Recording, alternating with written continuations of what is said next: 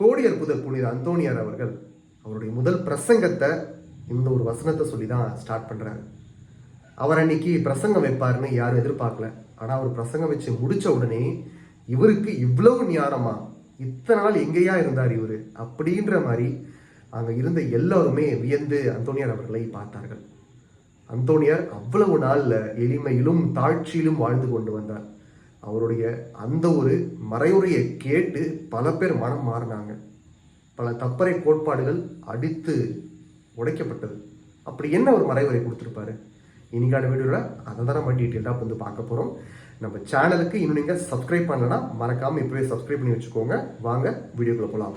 நம்ம கோடியர் புனித அந்தோணியார் அவர்கள் ஒரு நாளில் ஒரு ஆர்டினேஷன் நடக்குது அவங்களுடைய இருக்கிற இடத்துல 1222ஆம் ஆண்டு. அப்போது அன்றைக்கு அவர் மறைவுரை வைக்கிற மாதிரி பிளான்ல கிடையாது. வேற ஒருத்தர் தான் பிரசங்கம் கொடுக்கணும். ஆனால் அன்ஃபார்ச்சுனேட்லி அவர் வந்து கொடுக்க முடியல, அவர் வரல. ஸோ அதனால் நம்ம அந்தோணியார்கிட்ட போய் கேட்குறாங்க. ஆனால் ஒரு சில பேர் வேண்டாம்ப்பா, இவர் வந்து பாத்திரம் தைச்சிட்டு கிளீனிங் வேலை பார்க்குறவர், இவருக்கு போய் இன்னைக்கு முக்கியமான நாள். இன்னைக்கு என்ன நாள்? நிறைய குரு மாணவர்கள் அருட்பொழிவு செய்யப்படக்கூடிய நாள். யூஸ்வலாக ஆர்டினேஷன் சொல்லுவாங்க இல்லையா, ஃபாதர்ஸ்க்கு வந்து அருட்பொழிவு செஞ்சு அவங்கள ஃபாதர்ஸ் ஆர்டினேட் பண்ணுவாங்க. அன்னைக்கு இருக்கக்கூடிய நாள். ஸோ பிஷப் இருக்காரு, எல்லா குருமார்கள் இருக்காங்க, அவங்களோட குடும்பத்தார் இருக்காங்க. ஸோ நல்ல ஒரு மறைவுரை வைக்கணும், ரொம்ப ஆழமாக வைக்கணும். அதனால இவர்கிட்டயா கொடுக்குறது அப்படின்னு தயங்குறாங்க.